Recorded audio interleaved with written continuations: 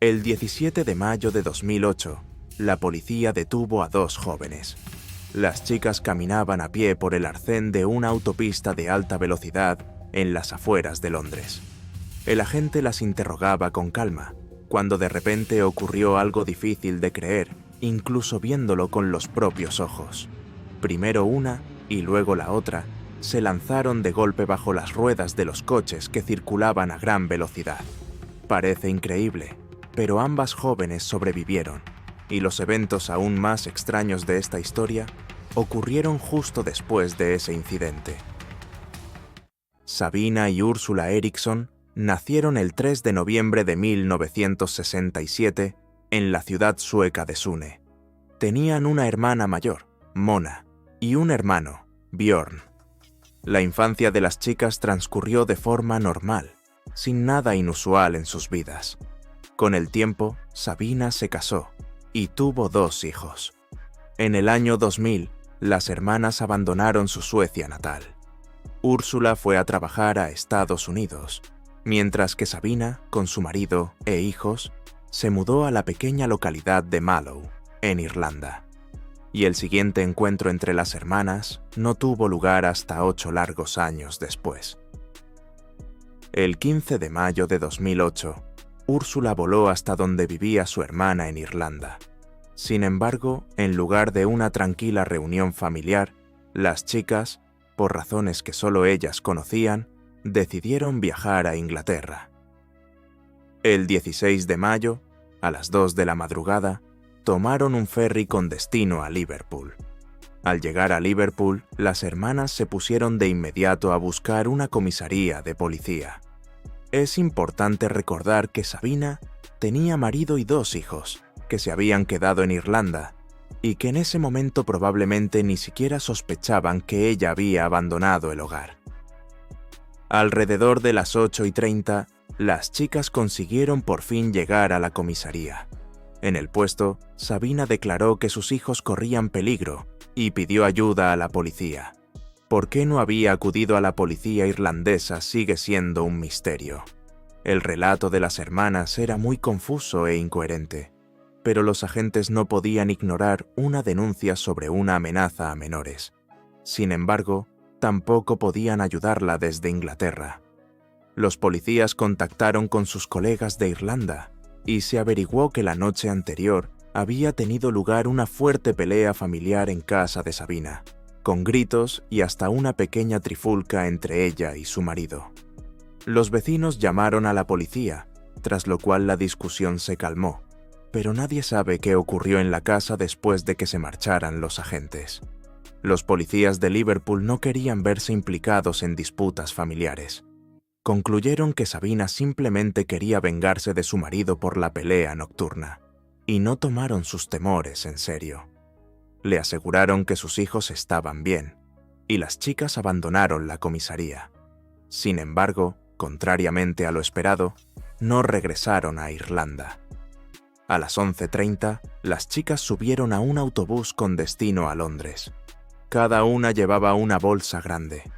Ese tipo de bolsas normalmente no se permite en el interior del vehículo, pero las chicas se negaron con tanta insistencia a facturarlas que el conductor se vio obligado a dejarlas pasar con ellas.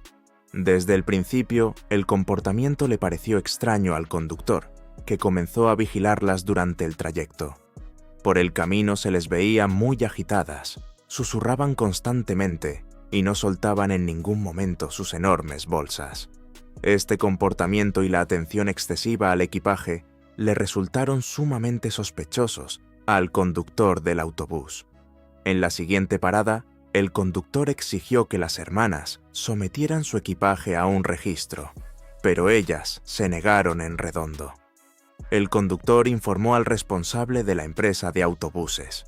La seguridad del resto de los pasajeros era lo primero, por lo que el responsable decidió denegar a las chicas el transporte adicional. Es más, la inusual atención que prestaban a sus bolsas hacía pensar que podían estar planeando algún tipo de acto delictivo. Por ello, el responsable también llamó a la policía para que registraran el equipaje por la fuerza. La alarma resultó ser falsa, ya que en las bolsas de las hermanas no se encontró nada prohibido. El comportamiento extraño por sí solo no es un delito, de modo que les pidieron disculpas y las dejaron marchar. Podían esperar tranquilamente el siguiente autobús, pero su inexplicable deseo de llegar a Londres pudo más. A las 15:20, las cámaras captaron a las dos jóvenes caminando con su equipaje por el arcén de la autopista M6 en dirección a Londres. Caminar por el arcén de una autopista está prohibido, por lo que se envió una patrulla para atender la infracción. En el vehículo policial viajaban periodistas que grababan un reportaje sobre el día a día de la policía para la cadena BBC. Mientras los agentes se dirigían al lugar de la infracción, ocurrió algo inexplicable. Primero una y luego la otra joven saltaron repentinamente a la calzada. La situación se volvió verdaderamente peligrosa y se desconocía en qué estado habían quedado las chicas. Los policías se preparaban para lo peor. Sin embargo, resultó que las jóvenes apenas habían sufrido daños. Las chicas parecían tranquilas y conversaban con uno de los agentes que había llegado antes. Los periodistas filmaban al oficial que explicaba el incidente a cámara, cuando de pronto ocurrió algo difícil de creer. Una de las hermanas, Úrsula, lanzó su bolsa al asfalto de golpe y se arrojó a la carretera justo cuando pasaba un camión pesado. La reacción de la gente que intentó detenerla no fue suficiente. La mujer no quería ser salvada. Estaba decidida a morir, cueste lo que cueste.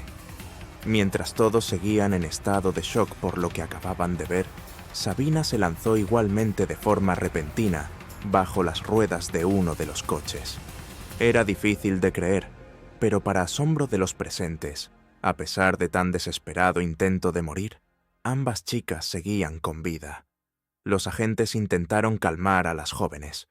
Úrsula se mostraba muy agresiva, pero como se había roto una pierna, no podía moverse activamente. Sabina había sufrido menos que su hermana, y mientras los agentes esperaban la ambulancia, gritaba: «Os reconozco, no sois reales, queréis robarme los órganos». Después se puso en pie de un salto y empezó a pedir auxilio a la policía, a pesar de que ya la rodeaban agentes que intentaban salvarle la vida. De repente golpeó a una agente con tanta fuerza que la tumbó al suelo, aunque la oficial era bastante más corpulenta que Sabina. Sabina continuó sus intentos de suicidio, cruzó corriendo al otro lado de la carretera y luchó desesperadamente por zafarse de los policías. Lo hacía con tal ímpetu que hicieron falta 5 personas para inmovilizarla. Y todo esto, cabe recordar, lo hizo después de haber sido atropellada por un coche. Llegó la ambulancia, le pusieron inyecciones sedantes a las chicas y las trasladaron a la clínica. Úrsula tenía lesiones graves y necesitaba una operación, por lo que permaneció hospitalizada.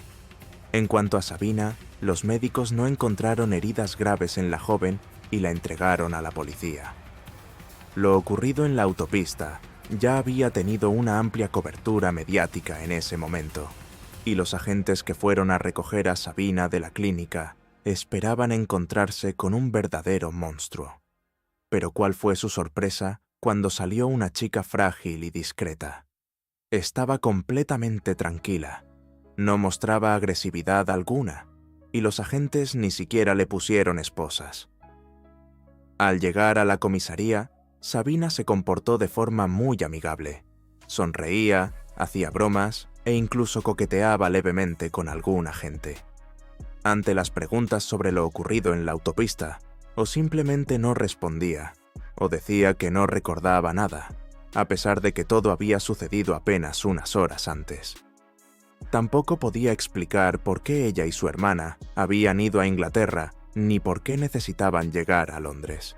En la sangre de las chicas no se encontraron rastros de drogas ni alcohol. Tampoco tenían antecedentes de enfermedades mentales, lo que hacía aún más inexplicable su comportamiento reciente. Los agentes contactaron con el marido de Sabina. Su reacción los dejó desconcertados. No sabía dónde estaba su mujer y le traía absolutamente sin cuidado que tuviera problemas con la ley. La mañana del 19 de mayo de 2008 se celebró el juicio contra Sabina Eriksson. La mujer fue declarada imputable y acusada formalmente. Ella misma reconoció plenamente su culpa por el ataque a la gente y por haber creado una situación de peligro en la carretera. El veredicto fue una multa y un día de prisión, que la acusada ya había cumplido en el calabozo provisional. Pusieron a Sabina Eriksson en libertad, olvidando que esa mujer, apenas 2 días antes, se había arrojado conscientemente bajo las ruedas de los coches y había atacado con furia contra los agentes. Y aunque nadie llegó a entender qué locura temporal la había invadido en la carretera, todos consideraron que ese estado había desaparecido para siempre y que ya no representaba un peligro para los demás. Pero esa conclusión tan a la ligera sería un grave error para la policía. En lugar de volver a casa con su marido y sus hijos, Sabina recorría por las calles de Londres. Acabó entrando en un parque, donde conoció a 2 vecinos del lugar, Glenn Hollinshead y su amigo Peter Malloy. Comenzaron a hablar. Sabina les contó que su hermana estaba en el hospital y que ella no tenía dónde pasar la noche. Glenn Hollinshead era una persona compasiva y le ofreció a Sabina quedarse unos días en su casa. También le aseguró a la angustiada mujer que la ayudaría a encontrar a su hermana. Los 3 se fueron juntos a casa de Glenn.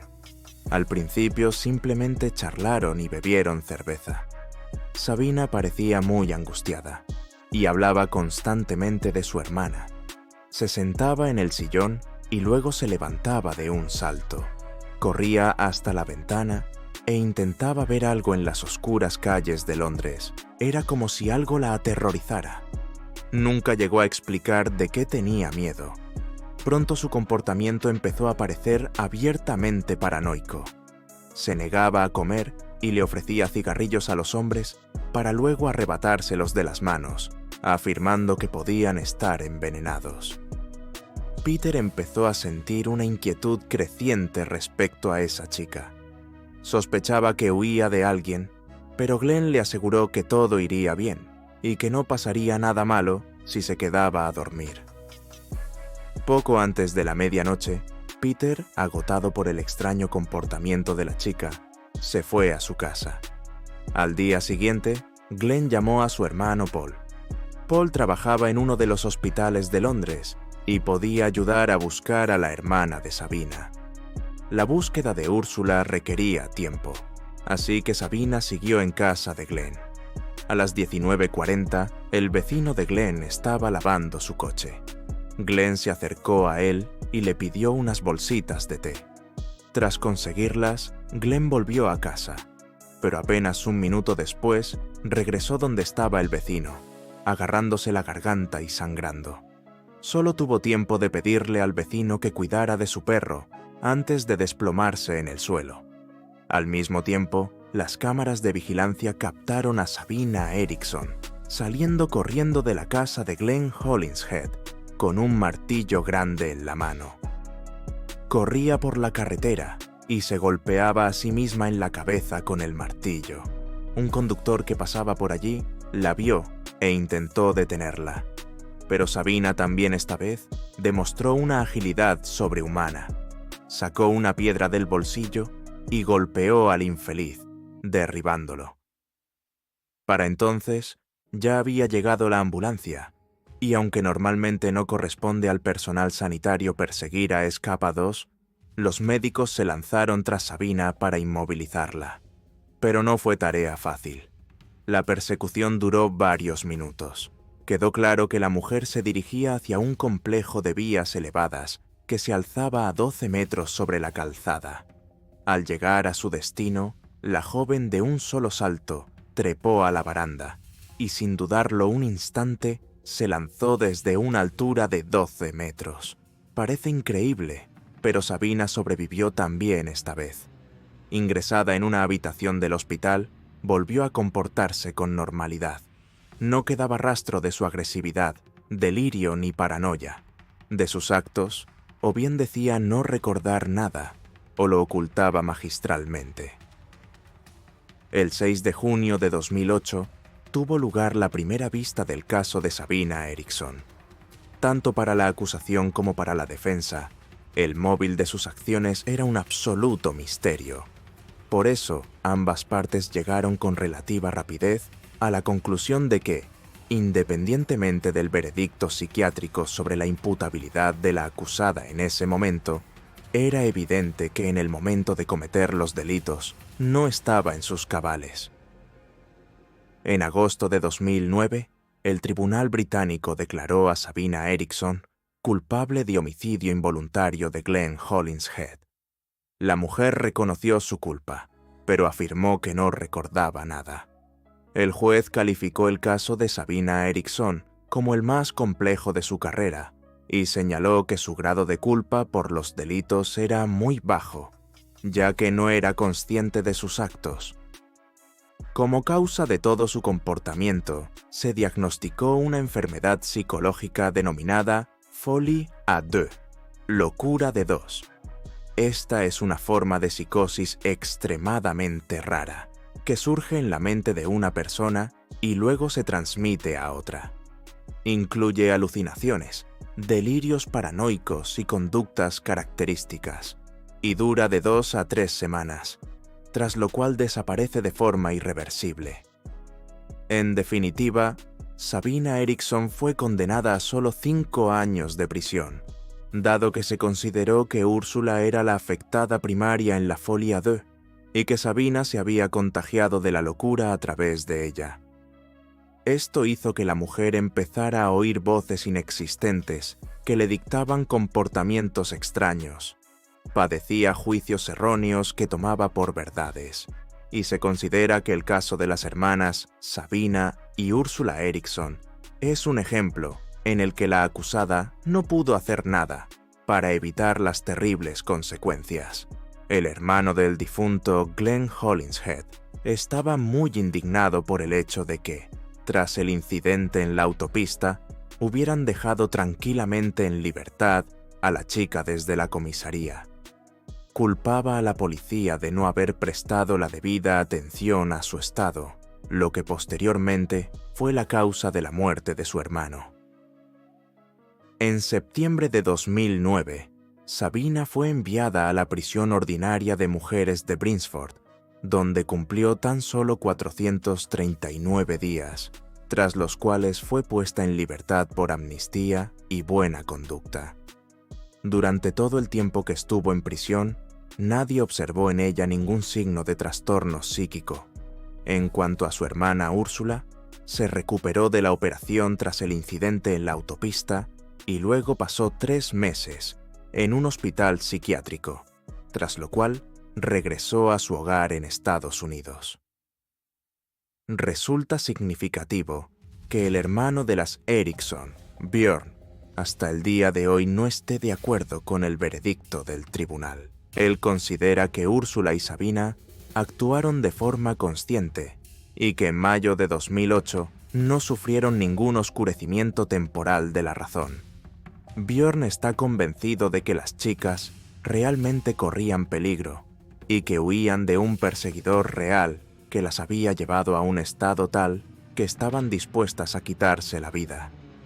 Nadie ha podido jamás encontrar pruebas que confirmen sus palabras, y a día de hoy, la historia de la extraña locura de las hermanas Sabina y Úrsula Eriksson sigue siendo un gran misterio.